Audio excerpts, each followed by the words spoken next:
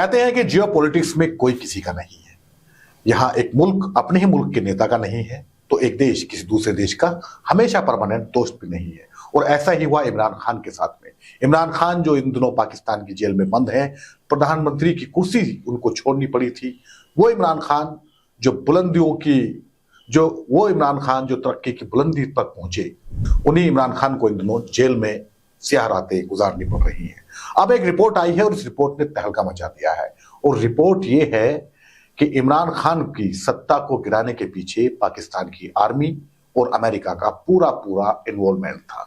ये रिपोर्ट आई है, drop site नाम की एक वेबसाइट है, इस ड्रॉप साइट ने इस रिपोर्ट को जारी किया है और जिसमें दावा किया है कि ये इमरान खान की जो सरकार गई है, इसके पीछे पूरी तरह से अमेरिका और पाकिस्तान की आर्मी का हाथ था।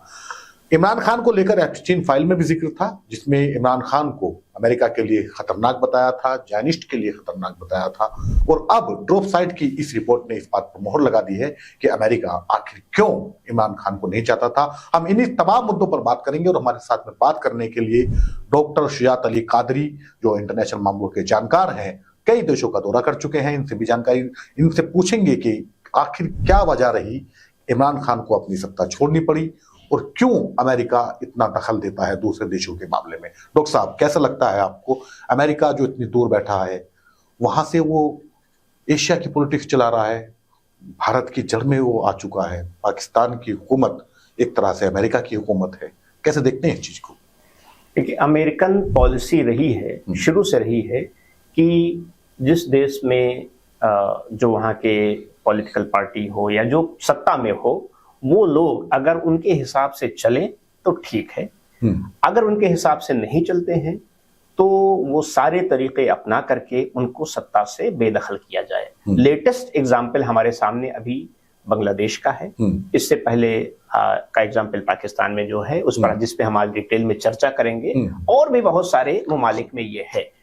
ये एक पूरी लॉबी है, एक जिसका आपने अभी एक लफ्ज में जिक्र किया, ज़ायनिस्ट लॉबी, वो दरअसल पूरी दुनिया को कंट्रोल करना चाहती है और पूरी दुनिया के निजाम को अपने हिसाब से चलाना चाहती है। उनके इस निजाम में जो फिट नहीं बैठते हैं उनको तानाशाह बता देती है, उनके ऊपर इंटरनेशनल कोर्ट में कोई मामले ले आती है, या जब कहीं कुछ नहीं होता है तो उन्हीं देशों के लोगों को जो अपोजिशन में होते हैं या जो मीडिया के लोग होते हैं उनको खरीद करके अपने ही अवाम के सामने उनको विलन बना देती है। ये सारे तरीके करती है और वही पाकिस्तान ने इमरान खान के साथ में किया। तो इमरान खान तो उन्हीं के तरीके से चल रहे थे, उन्हीं का तरीकाकार उन्होंने अपनाया था। उन्होंने डेमोक्रेसी के तरीके से वो आए थे, डेमोक्रेटिक तरीके से उन्होंने चुनाव लड़ा, सत्ता में भी आए, सरकार भी चला रहे थे। कई लोग मानते थे कि वो जिस तरीके से रशिया गए थे, रशिया में वो पुतिन उनका स्वागत के लिए आए थे और वो पठानी सूट में चल रहे थे सैंडल पहनकर, कि वो भी अमेरिका को नागवार गुजरा। देखिए, दो बातें हैं जिनकी वजह से पूरा ये गेम जो है वो चेंज हुआ है। देखिए, बिल्कुल आपने जो कहा है वो सही बात है कि जब इमरान खान आए तो आर्मी, पाकिस्तान की आर्मी जो हमेशा पीछे रह करके सत्ता संभालती है, किसी की हुकूमत आ जाए लेकिन सत्ता की चाबी जो है वो आर्मी के हाथ में होती। एक बात नहीं, ये भी कहा जाता है, मैं बीच में रोकूंगा, कि दुनिया के देशों के पास में आर्मी होती है और पाकिस्तान की आर्मी के पास में एक देश है। सही है, ये हकीकत बात है। तो आर्मी लेके आई, या आर्मी के साथ में इनका एक जो है वो अच्छा संबंध था। फिर वहां एक तब्दीली आती है जब इमरान खान और आर्मी के बीच में दूरियां आती हैं वहां के ISI चीफ की नियुक्ति को लेकर के। अच्छा। और जो आज वहां के फील्ड मार्शल हैं आसिम मुनीर, इन्हीं से मतभेद होते हैं। और हालांकि उस वक्त जो चीफ वहां के जो आर्मी चीफ थे वो जनरल बाजवा थे, लेकिन तो वहां से दूरियां आर्मी के बीच में, इमरान खान के बीच में आती। नंबर एक बात। दूसरी ये बात जो आपने किया, रशिया का जिक्र किया, यकीनन दूसरी जो इस उनको सत्ता से बेदखल करने की वजह थी वो पाकिस्तान का, यानी इमरान खान का रूस जाना। जो जिस केबल की आपने जिक्र किया है, ड्रॉप साइट वेबसाइट ने 3 पेज का एक डॉक्यूमेंट निकाला है और ये केबल है, केबल I0678 इसका नंबर है। और ये केबल जो है अमेरिका यानी वॉशिंगटन में जो पाकिस्तान का दूतावास है वहां से इस्लामाबाद MEA यानी उनके वजारत खारजा में भेजा गया था, जिसमें जिक्र है कि एक पाकिस्तान के डिप्लोमेट की बातचीत वहां डोनाल्ड लू जो साउथ एशियन कंट्रीज के सेक्रेटरी थे जो बाइडेन के टाइम पे, वो इन पूरे क्षेत्र को देखते थे, उनके बीच जो बातचीत है उसका ब्यौरा है। तो पाकिस्तानी दूतावास ने इस्लामाबाद में भेजा डोनाल्ड लू और अपने एक अधिकारी के बातचीत को, और उसमें यह कहा गया कि अमेरिका जो रशिया प्राइम मिनिस्टर गए तो उसको लेकर के नाराज है, और अगर इमरान खान के खिलाफ अविश्वास प्रस्ताव आता है, वो पास हो जाता है, ये सत्ता से हट जाते हैं, तो अमेरिका पाकिस्तान को जो उसके जो गुनाह हैं वो माफ कर देगा और उस पर खुश हो जाएगा। ये चीजें मतलब हैं। अमेरिका जो है वो पाकिस्तान का खुदा हो गया नाउजुबिल्लाह, कि वो उसके गुनाह माफ करेगा, और वो ये सारी चीजें हम देखते हैं। जब मुझे कई सारी चीजें इमरान खान के जब कार्यकाल को जब हम याद करते हैं, तो मुझे जिस तरीके का उनका रवैया था, खासतौर से भारत को लेकर के, इंडिया को लेकर के, वो जिस तरह की नरमी उन्होंने अख्तियार की हुई थी, करतार सिंह कॉरिडोर का खोले जाना, फिर वो मेजर अभिनंदन जो कैप्टन अभिनंदन थे उनका छोड़े जाना बिना किसी राजनीतिक उसके मतभेद किया, उसका जिक्र करना अपने पार्लियामेंट में। और लग भी रहा था कि ऐसा है कि जब इमरान खान जब प्राइम मिनिस्टर बने पाकिस्तान के, तो ये पाकिस्तान के ऐसे पहले प्राइम मिनिस्टर थे जो सबसे ज्यादा इंडिया में रहे थे, चाहे वो क्रिकेट खेलने के लिए रहे हो या किसी भी उससे आना जाना उनका लगा रहता था। प्रधानमंत्री नरेंद्र मोदी से वो तब मिले थे जब वो प्राइम मिनिस्टर भी नहीं थे, तो तब भी उनके साथ में मतलब उनका आना जाना लगा रहता था, एक उम्मीद थी। और हम चूंकि क्रिकेट वाले क्रिकेट प्रेमी हम लोग रहे हैं, तो उसमें भी इमरान खान देखिए उसका स्टारडम है, उसमें कोई दो राय नहीं, उनका अपना एक स्टारडम है अपनी। उनके यहाँ पे भारत में इतने अच्छे अच्छे उनके दोस्त हैं, कपिल देव, और वो जो गावस्कर कपिल देव की जो फिल्म है जो कपिल पे बनी है, उसमें एक ही इंटरनेशनल क्रिकेटर को दिखाया गया है, उसका नाम है इमरान खान। मतलब इस तरह के ताल्लुकात थे उनके, तो लग रहा था कि भारत के साथ में संबंध अच्छे होंगे, और ये जो कटुता चली आ रही है पिछले कई दशकों से, ये भी खत्म होगी। लेकिन ये चीजें अमेरिका को कहाँ बर्दाश्त होंगी, खुद पाकिस्तान की आर्मी को बर्दाश्त नहीं, और पाकिस्तान की आर्मी को बर्दाश्त नहीं होंगी, क्योंकि उन्हें वहां पर एड लेनी है बिना कुछ किए हुए। बिल्कुल, अगर उन्हें सिर्फ इसे कि हमें भारत को गुर्राने के लिए पैसे चाहिए तो मिल जाता है। तो ये सारे खेल लगते हैं। देखिए, पाकिस्तान के इतिहास में पहली मर्तबा ऐसा हुआ कि एक ऐसे आदमी को सत्ता मिली जिसका कोई यानी को मौरूसी सियासत नहीं उनके पास। अगर आप वहां देखें नवाज शरीफ की, तो मौरूसी सियासत चली आ रही थी, पूरा एक फैमिली पूरा बैकग्राउंड मिलेगा। बेनजीर भुट्टो यानी दूसरी जो पार्टी है वहां पे पीपल्स पार्टी ऑफ पाकिस्तान, उसका भी यही है। इमरान खान जो राजनीति में आए और उनको सत्ता मिली, तो उनके पास उनका कोई ऐसा पॉलिटिकल बैकग्राउंड नहीं था, वो क्रिकेट से आए जैसा आपने बताया। दूसरा ये कि जब इमरान खान साहब सत्ता में आए, तो सबसे बड़ी बात ये कि उन सत्ता में आने के बाद परिवर्तन हुआ उनके अंदर। और परिवर्तन लाने वाला कौन था? वो उनकी बीवी बुशरा बानो।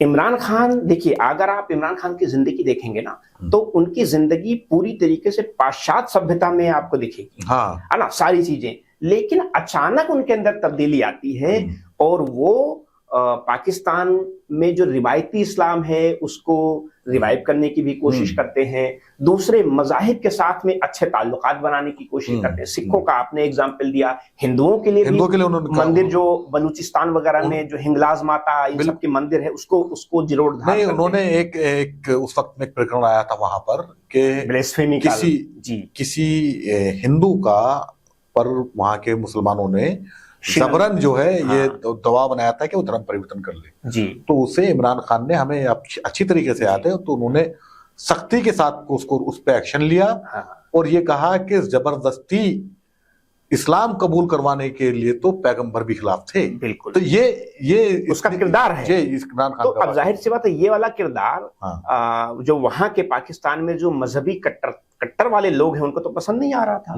दूसरी तरफ वो चूंकि पश्चिमी सभ्यता जिसको हम कहते हैं उससे निकल करके एक रिवायती इस्लाम में आ रहे थे, तो मगरिब को भी पसंद नहीं आ रहा था।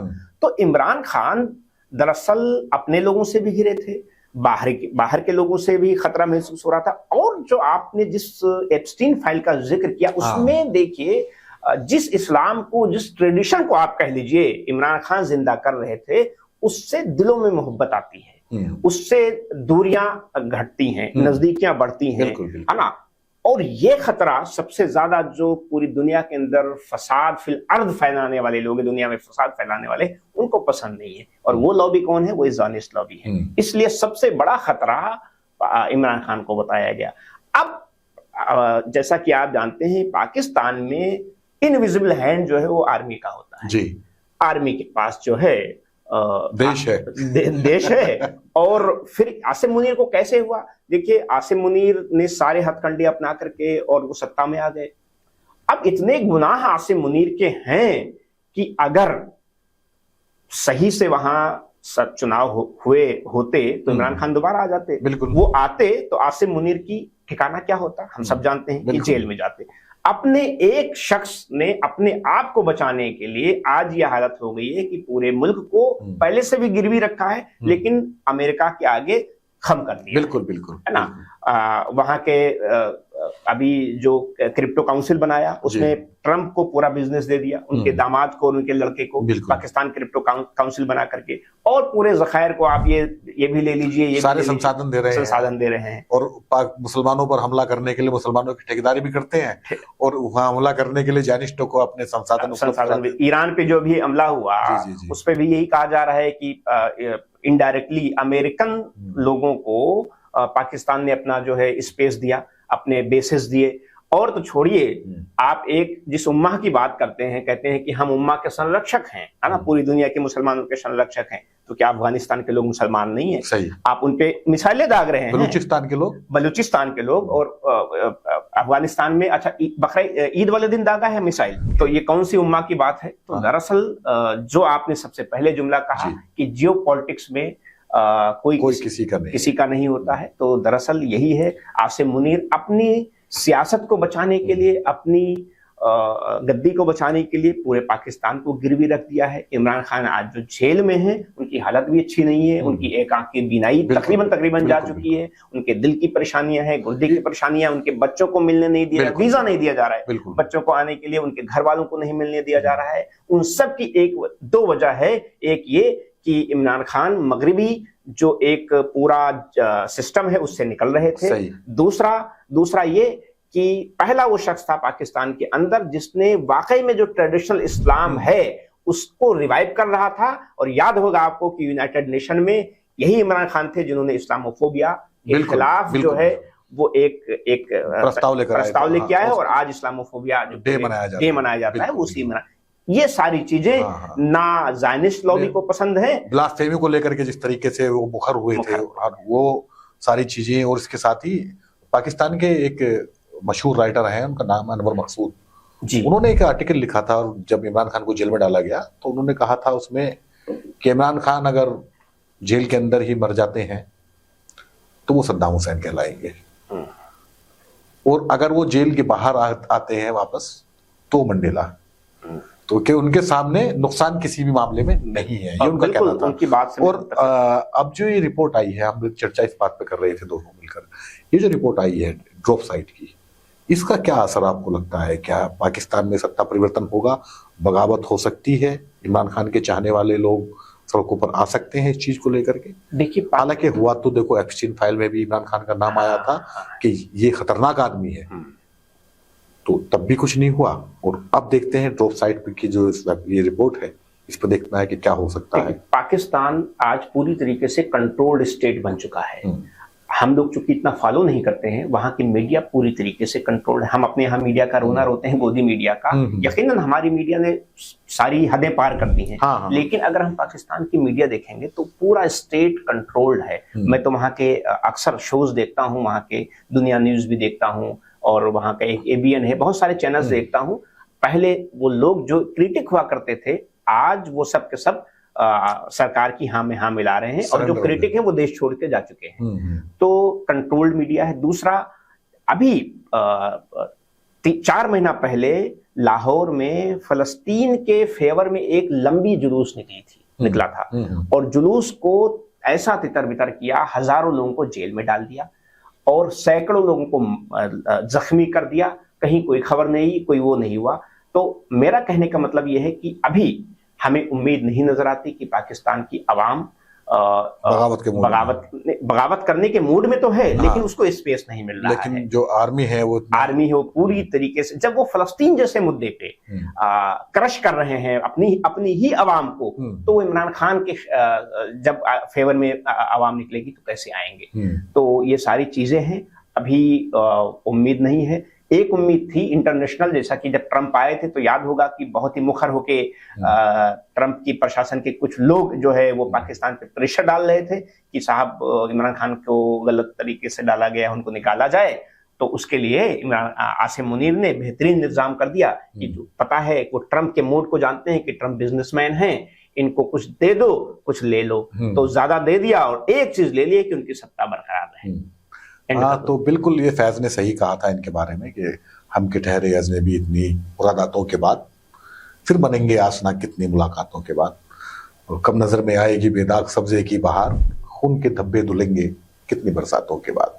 वो खून के धब्बे जो ढाका में लगे थे बांग्लादेश के बंदी में, जो कत्ले गारत हुई थी उस वक्त में, उसको लेकर के फैज ने ये सब कहा था। और वो हम देख रहे हैं कि पाकिस्तान दोस्ती किसी से नहीं कर सकते, बिल्कुल ना उम्मा से कर सकते, ना अपने आवाम से कर सकते, और अपना लीडर जो वर्ल्ड कप जिता कर लाया था उसी को जेल में डाल दिया। अजीब मुल्क है।